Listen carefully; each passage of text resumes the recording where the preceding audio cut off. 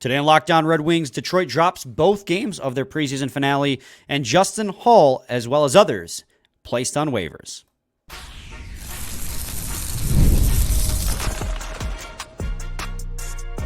You're Locked On Red Wings, your daily podcast on the Detroit Red Wings. Part of the Locked On Podcast Network, your team every day.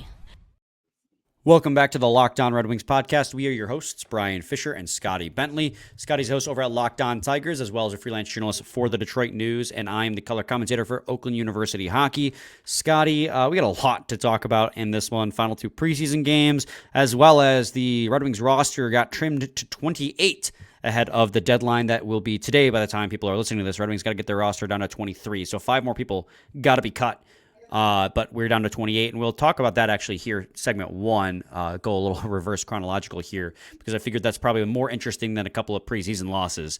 So before we get to that, I want to let you guys know that today's episode is brought to you by FanDuel. Place your first $5 bet, and you'll get started with $200 in bonus bets guaranteed. Visit FanDuel.com today to get started. And thank you guys for making Locked On Red Wings your first listen every single day. We are free and available on all platforms, including YouTube. Your team every day. Scotty, we had hit record. We knew about the Justin Holl news, as well as the other players who had been placed on waivers. And as we hit record, Red Wings announced they had trimmed the roster down to 28. I thought this news would come Monday. They would just trim everyone all at once. But they threw us a curveball. They trimmed a bunch of people. Let's start with do you want to start with where we're disappointed or where we're pleased? I don't know. I have no clue. I think so. The roster, as we're recording this on Sunday afternoon, is now down to 28, as you had mentioned there. It's also pretty clear the positional groups that are going to be cut to trim it down to 23, right? There's 10 defensemen, 3 goalies, and 15 forwards. Pretty self-explanatory that they are going to trim 2 forwards and 3 defensemen and roll in with 13, 7, and 3. So barring some huge curveball that we're really not expecting, that is probably going to be the positional group breakdown.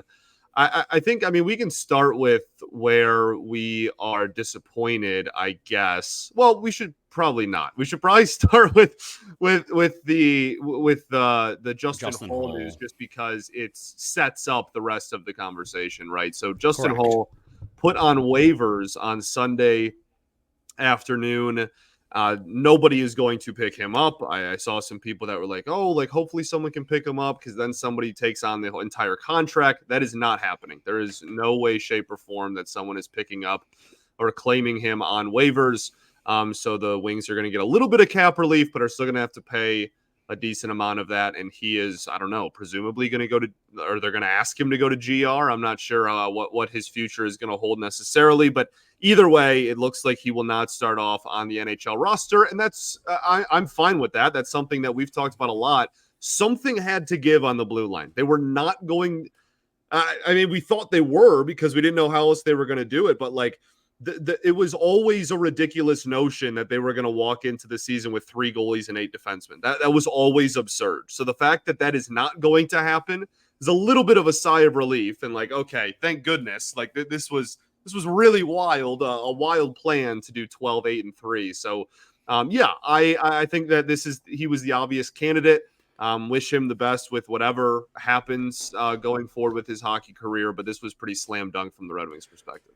Right, and they could always, with injuries, call him up. He's an NHL-ready defenseman if need be, plays the right side, which is plenty valuable, but he just very quickly last season worked his way out of the everyday lineup, which is, you sign him, and I think the thinking was when they signed him, and we can call it for what it is, this is Yzerman's worst contract he's given out in his tenure as, general manager of the Detroit Red Wings. I'm sure the thinking was when they signed him, he was going to be your second pair right side D-man.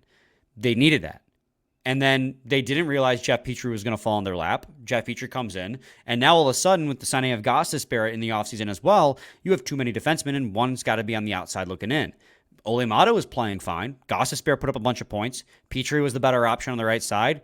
It was Justin Holl. You were paying a guy $3 million to play 38 games. It was a bad contract.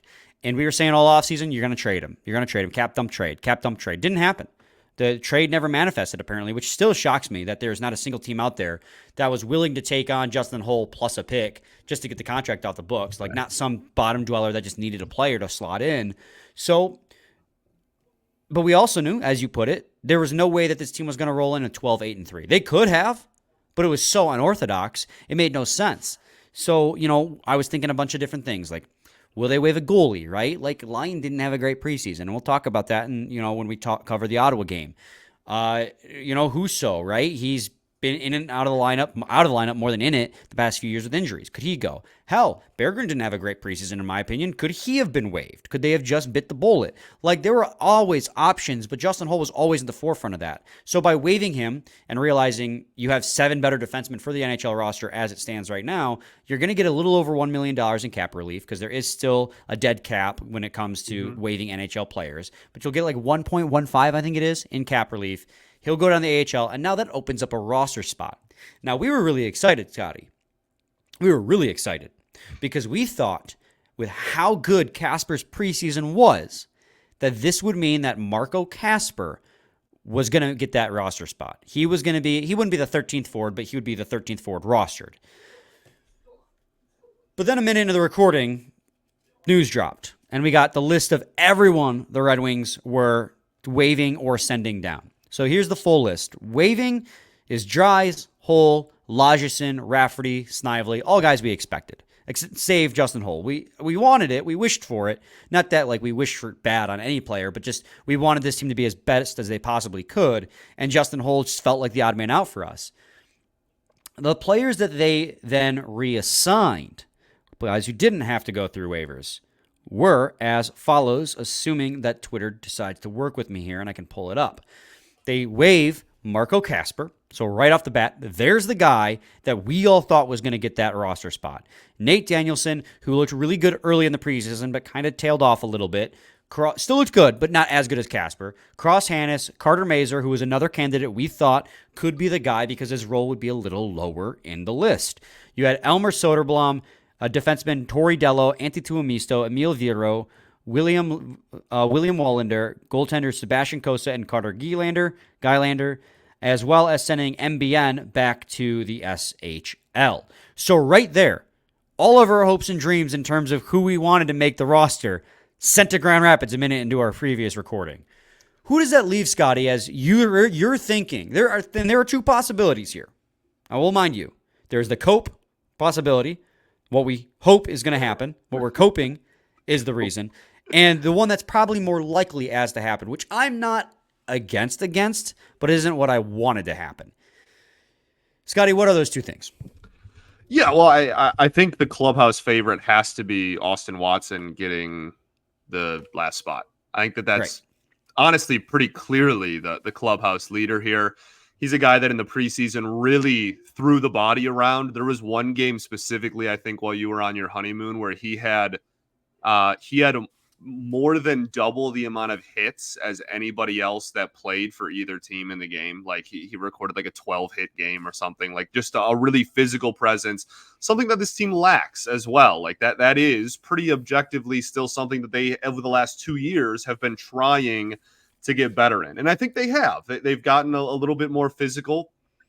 Sider continues to mature and take over bigger and bigger roles. Obviously, a couple of years ago, they bring in Sherratt. He's, kind of edgy in that way. But I think, to put a guy like that in your group of forwards is something that this team really is missing. And so I think that they are, I think that that's pretty clearly the clubhouse leader here. I think that that's what I expect to happen.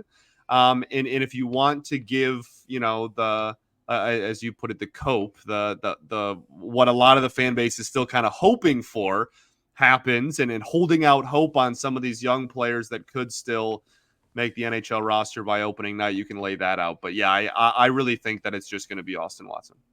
Yeah, and now with the cap relief you will have with Justin Holl being sent down, you'll probably have the money required to sign him. Yeah. And that's probably what is looking like the most probable situation, and I'll give my thoughts on the Austin Watson situation, as well as this mysterious other possibility that is my cope on the other side of this break. So stay tuned to segment 2 of Locked On Red Wings. We're driven by the search for better, but when it comes to hiring, the best way to search for a candidate isn't to search at all. Don't search, match with Indeed. If you need to hire, you need Indeed. Indeed is your matching and hiring platform with over 350 million global monthly visitors, according to Indeed data, and a matching engine that helps you find quality candidates fast. Ditch the busy work. Use Indeed for scheduling, screening, and messaging so you can connect with candidates faster. And Indeed doesn't just help you hire faster. 93% of employers agree Indeed delivers the highest quality matches compared to other job sites, according to a recent Indeed survey. Leveraging over 140 million qualifications and preferences every day, Indeed's matching engine is constantly learning from your preferences, so the more you use Indeed, the better it gets. So join more than 3.5 million businesses worldwide that use Indeed to hire great talent fast. And listeners of this show will get a $75 sponsored job credit to get your jobs more visibility at Indeed.com/lockedon. Just go to Indeed.com/lockedon right now and support our show by saying you heard about Indeed on this podcast. Indeed.com/lockedon. Terms and conditions apply. Need to hire? You need Indeed. Scotty, you didn't say your thing. Are you that devastated by Kasper that you didn't say the thing? Indeed, you do. There it is. So yeah, segment 2, Locked on Red Wings podcast. Austin Watson, I agree with everything that you said. I thought, and going into his PTO, to call myself out, I was like, he's just roster competition. He's there, kind of like Chason ended up being just there, so players had more competition to earn it. This is an NHL vet. He played for Ottawa. He played for Tampa. Like, he's coming home. He's going to get an opportunity. He probably, if anything, will sign with AHL. Then he played a pretty good preseason. I won't lie. He brings an element to the team that they don't currently have, and that is enforcer. I myself, to be blunt, don't love pure enforcers in the NHL anymore. I feel like pure enforcers are a dying breed, and if all you can bring to a team is a physical presence, but can't bring anything else in terms of production or keeping up pace of play or defensive responsibility, I find that role unnecessary. I think the modern enforcer also has to be able to play an effective role on the ice. That being said, he was actually pretty good in the preseason again, preseason, right? Like, you don't want to read too much into it. You have everyday NHLers not giving it their all. You have prospects who are less skilled than the everyday NHLers who are giving it their all. So, like, a guy like Austin Watson had a lot to prove. Like, for instance, when he got kicked out of the game against the Ottawa Senators early on for ragdolling a player who was confronting Seider. I thought it was a little overboard, but he was making his statement. He said, if you sign me to this contract, this is the type of player you're going to get. You're going to get a guy who, anytime someone jumps our star, is going to get ragdolled. Which, to be fair, is something that this team does desperately need. Again, my sticking point is, if you're going to have an enforcer, you need an enforcer who can also provide points. But he looked good enough in the preseason that I did think it was a possibility after watching him play that he would sign a contract with the Detroit Red Wings. It has not happened yet as we record this at 3:30 on a Sunday. It could happen before this episode comes out. It could happen in the middle of Monday. The deadline to get this team down to 23 players is 5 o'clock. So they got time to make a contract work if they're going to do it. I would not be devastated if that's what happens. I'd be disappointed because the other option that we wanted was Marco Kasper because he balled out. He, all honest to God, earned it. He looked like the best player on the ice almost every single game he played. But the reality is that he is sent down to the Grand Rapids Griffins, and it looks like all indications are pointing to Austin Watson is going to be on a contract with the Red Wings, playing a role I do think that they need, and he looked good enough as a player on the ice that I think he has earned it. Has he earned it more than Marco Kasper? I don't think so, but if that's a rule the Red Wings feel that they need, I can make it work. I can make the logic work, Scotty. Then we get to the second option, and that is my cope that Marco Kasper doesn't have to go through waivers to get sent down. So the easiest way to get this team roster compliant was to send him down on paper temporarily to give themselves a couple more days to really figure out who gets that last roster spot. And then ultimately they decide it's him and they call him up again on paper. He wouldn't drive to Grand Rapids because they don't play until Friday. Then to come back, he'd stay in town to be on the team on the opening night roster. That's my cope. How realistic do you think my cope is? You know, I don't think it's impossible. I think that there are a lot of people that share your sentiment that are kind of hoping that this is just a paper move so that Marco Kasper can end up being on the roster. I really think it's one of those two. And like, if we're wrong, then we're wrong, and we can have that conversation tomorrow. But I really do think that it's either Kasper or Watson. I think when looking at the current lineup, like, where is Kasper going to slide in on opening night if he was to make the lineup? I think you're probably going to. I don't know. I mean, that's I guess a much longer conversation if we really open that can of worms. But I think that he proved that he could play with a lot of different types of players and on wing or up the middle if the Wings were to do that. So I mean, obviously it would be so exciting and it would be so fun from a fan perspective to have Kasper make the team out of camp, but like, I also know myself, and I know I'm going to love Austin Watson. So, like, Right. I think that given the current lineup card and given how the lineup is currently fixing to look, I don't think that this team is like missing out on like, oh my goodness, like if Kasper doesn't make the roster, then like this is the talent level. There's like a huge drop off in the production that they would be the minutes they would be giving Kasper is going to be catastrophic to the team's success or anything like that. But I do think that he earned, if they announce tomorrow or 2 days from now or whatever that he's getting called back up, I think he's earned middle of the lineup minutes. I think he looked that good, and that's obviously really exciting, and that's sweet. And I also, part of me very much hopes that happens. But as we've talked about a lot on this show, he is not going to get called up and get thrown on the fourth line. So if the Wings don't think that he is middle six ready, then he's going to start off in Grand Rapids. Yeah, and I mean, he looked really good playing with and Tyler Mott. Yeah. They'll make a 13th forward. They don't care. Well, yeah, like, and that's the thing too.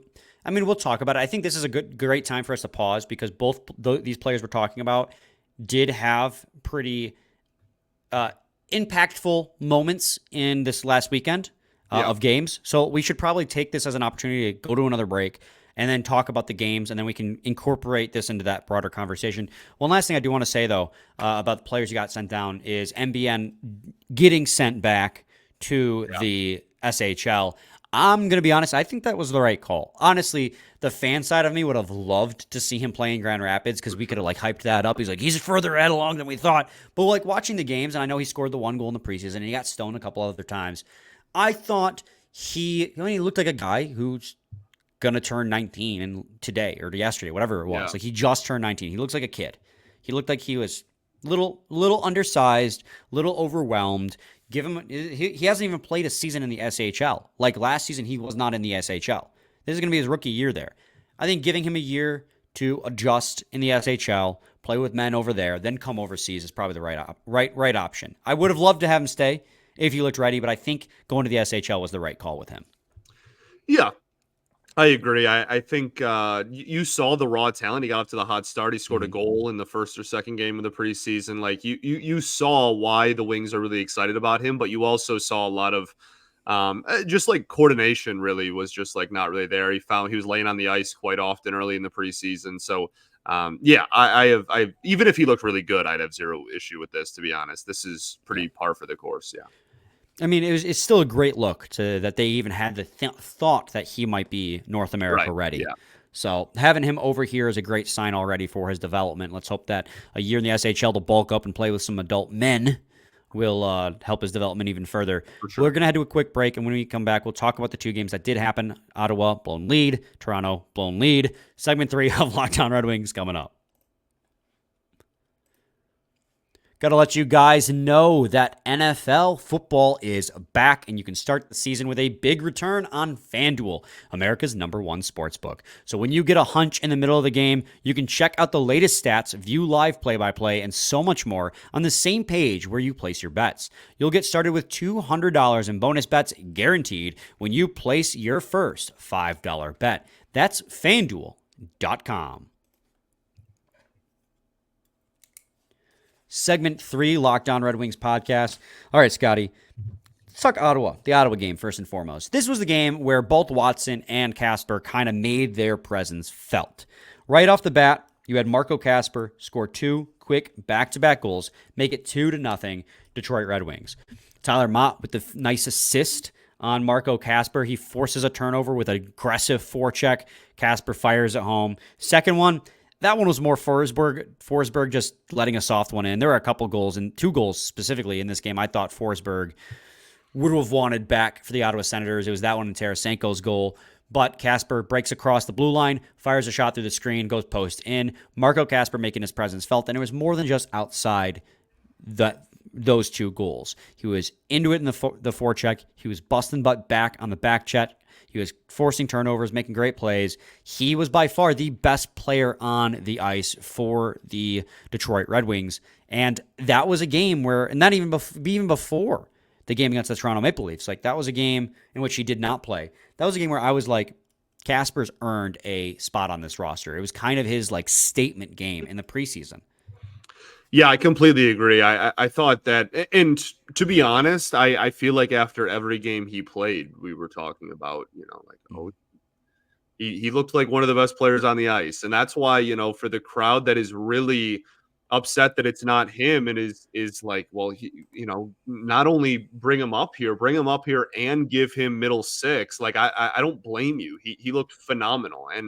And I think I agree. Like, again, for everything we just said, like, I think not only on the offensive side of everything, but man, he looks really solid defensively. He looks really strong skating. I don't know how you could watch what he did all preseason, nonetheless, this weekend and not be really, really impressed. I think he was pretty comfortably the best looking player of kind of that like young nucleus that everyone's keeping an eye out for this preseason. So yeah, man, I agree with you. I really thought I was like, he was either never going to make it no matter what, or that game just cemented it. And right. I guess time will tell. Yeah, and then that's when in the first period was all Red Wings. Just complete, utter domination by the Red Wings. They had a 72% share of shot attempts at 5-on-5, a 77% share of the actual shots that made it to the net, and their expected goals percentage in the first period was 83%. Just utter domination by the Detroit Red Wings. In that first period, you also had Austin Watson. Mort Seider got into it with a player. I didn't feel like anything insane had happened that warranted the kind of reaction that Austin Watson gave. I thought it was a little bit excessive, but again, we talked about it. That was a moment where Austin Watson showed the coaching staff, like, here, this is the type of player you're going to get when somebody is in the face of your star. And so that's why I'm like able to wave away that reaction. I would like to believe that he wouldn't be that excessive with the reaction in the regular season towards that kind of play, but that was his statement. This is the type of player you're going to get. And I like that. I do think that is an element of the game, however dying I may feel it is, this team does not have. We've seen it in years past. This team can get knocked off their game really easily. They can get bullied. We even saw it in this game, right? With Patrick Kane and Lucas Raymond after Watson had been kicked out, taking cross-checks behind the play down the ice, and nobody there, no refs called it, no one there to stand up. If Watson had been out there, he would have taken care of it. There is value in that, and I do think it is important for this team to have. Sure. What scares me is that him standing up for your team, your players, which is great, then gave the Ottawa Senators a 7-minute power play, which is why, and you can disagree with me as you want. I know this might be a hot take for a lot of old school hockey fans when it comes to the role of the enforcer. That's great that he stood up for his teammate. But a 7-minute power play, and I know they killed it off, but that was an opportunity for, if this were the regular season, a team to bury the Red Wings. And that kind of fallout, I find, is just a little dangerous. Yeah, I mean, it's not a precedent you want to set in the regular season to, anytime, especially again, as you mentioned, anytime something small happens, even remotely close to a good player, you're going to be on a somewhere between 5 to 10 minute penalty kill. Like, that's obviously not something you want to do. So yeah, I think that I really do think that what you're saying is fair. I just also think the flip side of the coin is true too. Like, both can be true. Right. Both can be true. For sure. I think both are true in this instance. Like that, what he did to prove to the coaching staff, that is something that they need, but also 7-minute penalty kill is bad. Right. For sure. Both can be true. In this game, I thought this was Simon Edmondson's best preseason game. Like, he looked like an absolute monster out there for the Detroit Red Wings. He was out there, Scotty, at 5-on-5. He was out there for... Let me get this up here for you because now all of a sudden I can't find it. Of course I can't find it. Where'd he go? He was out there for 21 shot attempts, 4 and only 6 against, Scotty. Absolute insanity from him. And obviously the most notable play that he had in this game was when he crunched an Ottawa Senators player along the boards and then skating back into his own zone. He had a player try to, I think it was Jenik, tried to like go after him and defend his guy. And Edmondson just put his hand out, held him back. And then when he was tired of him throwing hands, he just put him on the ground. Never dropped his gloves. Jenik dropped his gloves. So the only one who got a penalty in that instance was the Ottawa Senators player for roughing. So how embarrassing is it? Your player gets crunched, you try to stand up for him, and you're the only one who walks away with a minor. It's tough. It's real tough. I feel like we saw that once last year. We did. We definitely did. Because he knows he has the edge and reach. He knows he shouldn't be drawn into conflicts that aren't necessary. Right. So he just lets the other player get the penalty while he just holds them back with his huge reach. He just does like the cartoon, like just hold the head and swing in your fists and whatnot. Yeah. Right. It was literally that. It was so fun to watch. The final thing I have from this game, I don't think Alex Lyon had a great game. I thought he let in a couple softies. And I thought that was the game because he got all 60 minutes, and it's a tough goalie competition. I was like, especially with how good Husso played the game before that and how well he played in the game following that, the game against Toronto, I was like, Lyon may have cemented himself as the third goalie again. And I still think I feel that way. And yeah, I think I agree with you with how Husso looked this preseason and how the organization seems to be really behind Husso. But, you know, look, man, it doesn't take long. Like we saw Lyon was, he barely had any starts this year, and then boom, or last year rather, he barely was getting any playing time for the first month and a half of the season, and then all of a sudden was the workhorse there for the next 3 months. So stuff can change on a dime, but yes, absolutely. And like talking about Husso, we can use this as an opportunity to switch to the game against Toronto, right?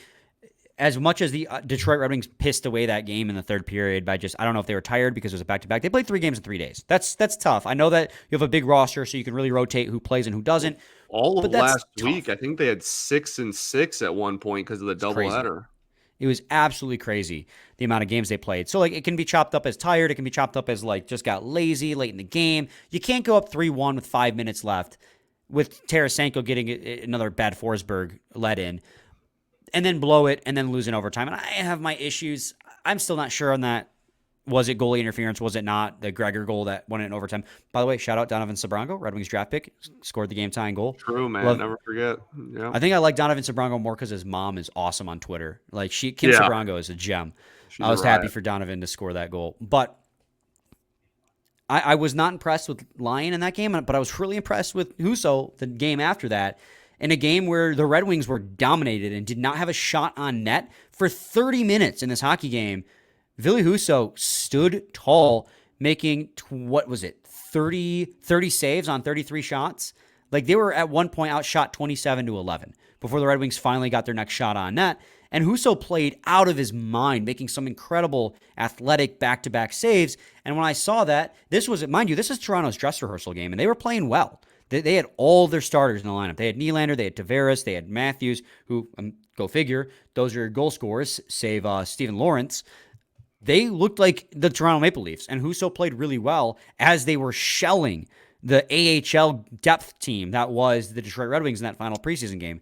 Not Justin Holl. Ville Husso looked really, really good, and I thought he's earned the backup role in this game, this season. He had another game, I think, while you were gone, where he saved over 40 shots. Like the Penguins game. He's had a heck of a preseason, man. I'll be honest with you. I think with the contract they gave Talbot, it wouldn't even shock me if, within the first week or two of the season, if they were like, hey, Husso's the 1A now. Like that would not surprise me at all with how well he's played here in the preseason. Yeah, and I mean, really, it's just whoever's the hot hand. Like, it could very well end up being Husso as a starting goalie again, which is what you would want if you're a Red Wings fan, because that's what you signed him to do 2 years ago. He's just been banged up and playing behind bad defense. This is a team that's another year better, hopefully another year sounder defensively. And if he's healthy, this could be the bounce back year we were hoping out of Ville Husso last year before the injuries got him. So it was nice to see out of him. Offensively speaking, the shutdown line really getting on the score sheet for the Detroit Red Wings, gave them a 2-1 lead, a 1-0 lead, and then a 2-1 lead. A shot from Kopp from the point. Fisher redirects. That was the one thing that line was really good at last year when they did get offense, redirecting. Rasmussen and Fisher, particularly Ras. Love Fish. Dude, anytime he scores, he's a dog. I love Christian Fisher. Absolute dog. We had a really fun power play as well. You had to see Danielson, MBN, Albert Johansson, and Jonathan Berggren out there with Michael Rasmussen on one power play. And it was that power play unit 2, though, that ended up scoring as Wallander fed Kopp, who got the puck off a redirection and buried the rebound. But then after that, it was just all Toronto Maple Leafs as they had their, it was their dress rehearsal game. And they showed up for it. They played great, and the Red Wings suffered for it. For sure. Ultimately, Scotty, do you have any final thoughts on the preseason or what you want any hopes for the roster? No, I mean, we're just kind of looking ahead rather to the Kasper versus Watson decision. That seems to be the two choices there. So we'll see what happens with that. I think that as far as everything else goes, it's preseason, man. I'm just really excited to get the regular season going. I hope that everybody has played hard enough to be prepared for game one, because it certainly was not a very visually appealing preseason in terms of the hockey we were watching. But I'm not going to get too upset about it until we see it results in, be a correlation to regular season struggles too. Right. I'm certainly not happy with how this preseason went in terms of like performances from players. But like you said, it's preseason. I mean, the 0-16 Lions went 4-0 in the preseason. So it doesn't, preseason does not matter. Is not an indication of how the games will turn out once they are played, which is why we play the games. So, Scotty, I already asked any final thoughts technically, but you know what you're supposed to say when I say. There we go. We ball. We'll be back with a new episode on Tuesday. We're hoping for a fantastic School Bowl Monday. Same time, same place. It's your team every day. Every day.